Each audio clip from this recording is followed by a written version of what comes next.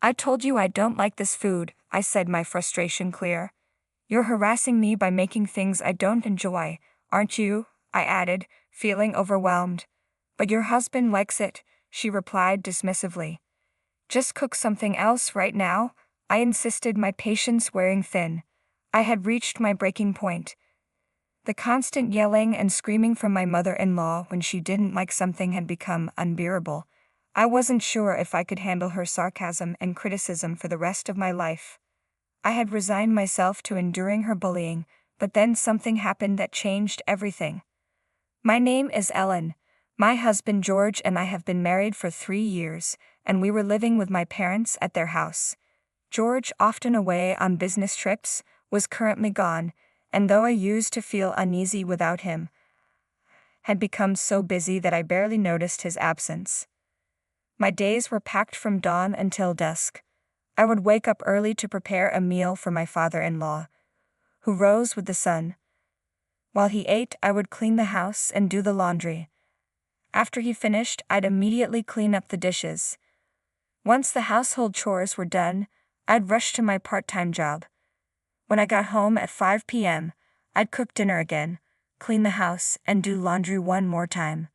By the end of the day, I was exhausted. But the most draining part of my life was the constant bullying from my mother-in-law.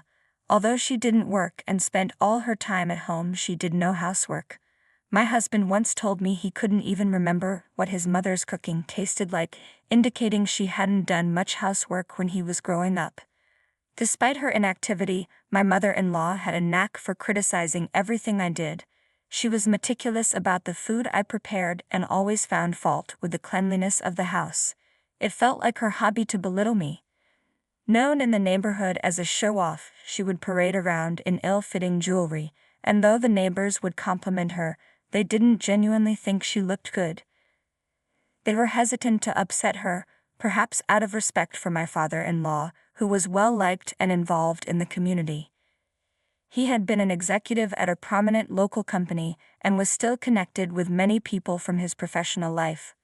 Though my father-in-law never imposed his will, my mother-in-law's overbearing nature was often overlooked by the neighbors, who chose not to confront her.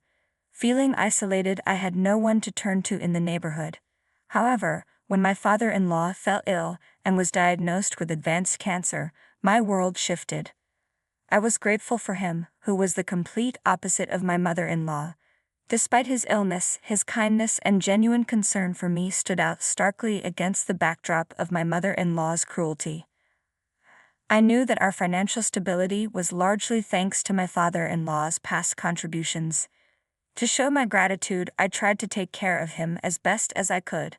I made sure to keep him engaged with conversations, played cards with him, and prepared easy-to-eat meals to ensure he received the nutrition he needed. He was always appreciative and often expressed his thanks. "Thank you," he would say.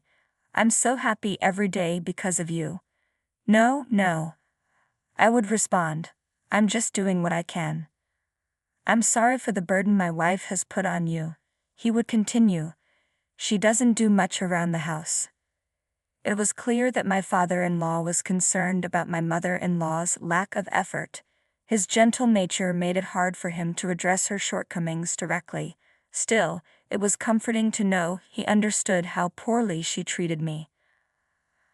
"I'm sorry for leaving everything to you, Ellen," he said. "My wife should be doing a better job. You don't have to force yourself to take care of me." "Please don't say that," I reassured him. "I just want to repay you for everything you've done for me." His eyes welled up with tears as he held my hand and said, "Thank you." But then everything changed. My father-in-law's condition suddenly deteriorated, and he was rushed to the hospital in an emergency. When the ambulance arrived, he was already in a coma. The doctors informed us that his prognosis was uncertain and that we needed to prepare ourselves for the worst. The sudden turn of events left me in a state of panic, struggling to process the gravity of the situation.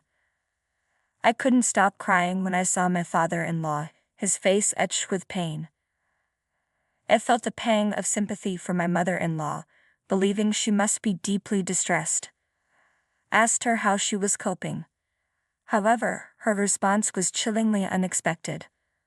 "I'm sure he'll never recover from this, but at least his inheritance will be enough," she said, her words cold and calculating. Her callousness enraged me. Meanwhile, my father-in-law remained unconscious, though his breathing was steady. I visited him daily, speaking to him as much as I could, hoping that somehow my words might reach him and prompt a response. Yet he showed no signs of waking. My mother-in-law, on the other hand, never came to see him. When I encouraged her to visit, she would respond dismissively. "Don't tell me what to do. I'm too busy every day. Spending time at the hospital is a waste." Whenever I tried to persuade her, she would lash out with harsh comments. She even had the audacity to instruct me, "Hey Ellen, you're bringing clean clothes for him every day, right? Just pretend I did it. Don't make the mistake of saying you did." Her intention was clear. She wanted to appear benevolent while avoiding any actual responsibility. "He'll never wake up, and his inheritance will be mine," she declared. "Don't talk nonsense to people about it." It was evident that my mother-in-law's sole concern was the inheritance, revealing just how little she cared about my father-in-law's well-being. I was so infuriated by my mother-in-law's selfishness that I decided I had to take action. With my father-in-law no longer at home, her bullying had intensified. "Why aren't you starting dinner yet? It's too early for that," she snapped. "I'm heading to the hospital now and will be back soon to cook." "You really piss me off, Ellen," she continued. "I've told you countless times that the old man is only good for leaving me his money. He doesn't need visits or sympathy." Her harsh words about my father-in-law were too much to bear. I wanted to retort but managed to keep my composure. Then I received a call from the hospital with the news I had been hoping for. "Is it true?" asked, heart racing. Thank God. My father-in-law had finally emerged from his coma, and remarkably, his condition had stabilized. I rushed to the hospital with my mother-in-law.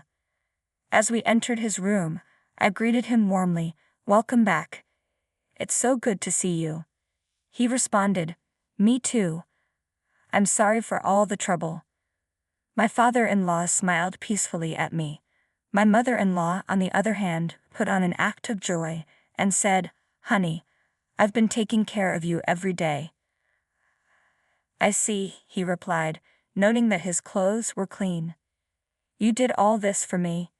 "Yes, I did everything," she said, looking at me expectantly, as if she wanted me to agree with her performance.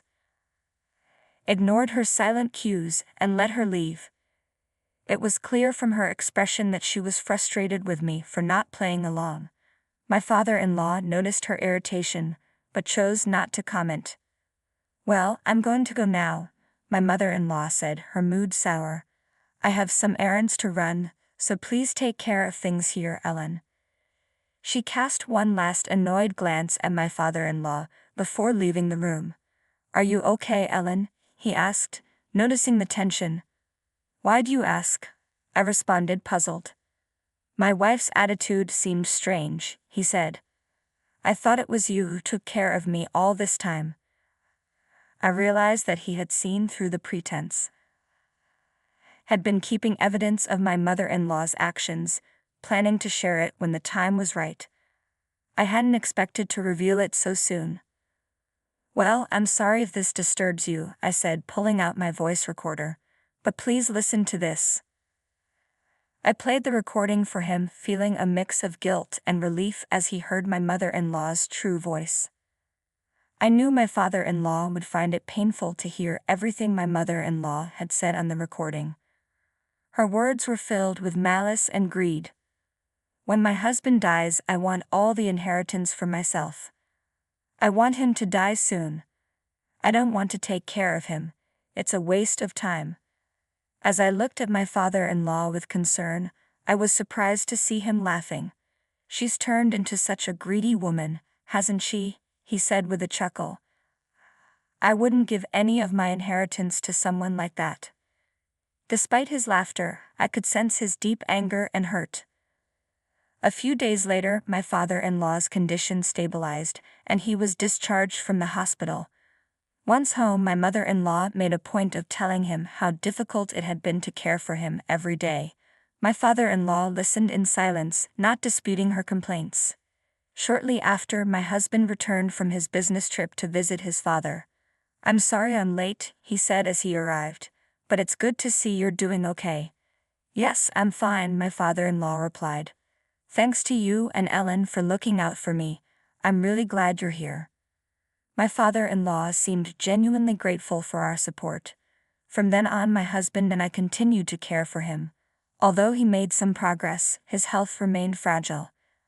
I could see my father-in-law growing weaker each day. The reality of his approaching farewell was becoming clear. My husband and I made a pact to do our utmost for him until we had to say goodbye. Meanwhile, my mother-in-law remained unchanged. She continued to neglect my father-in-law's care, spending her time away from home. It seemed she believed that with my husband's return, she could relax and let us handle everything. The fact that both my father-in-law and husband were home made it harder for her to assert her dominance over me. As my father-in-law's condition deteriorated, he ate less and less. In his final moments, he managed to whisper his last words to us. "Thank you both so much. I've left a will for you to read after I'm gone. I appreciate your care until the end." With those words, his life came to an end. At his funeral, I was deeply moved by the sheer number of people who came to pay their respects. It was clear that my father-in-law had been greatly respected at work and cherished by many. In contrast, my mother-in-law seemed unnervingly lively. She acted as though she was the one who had brought everyone together, and even boasted about taking care of him until the very end. Her lack of tears and her disingenuous display of grief were unsettling. I wanted to confront her about her behavior in front of the attendees, but I refrained from causing a scene at my father-in-law's grave. The funeral went smoothly, and I was relieved that my father-in-law could rest in peace.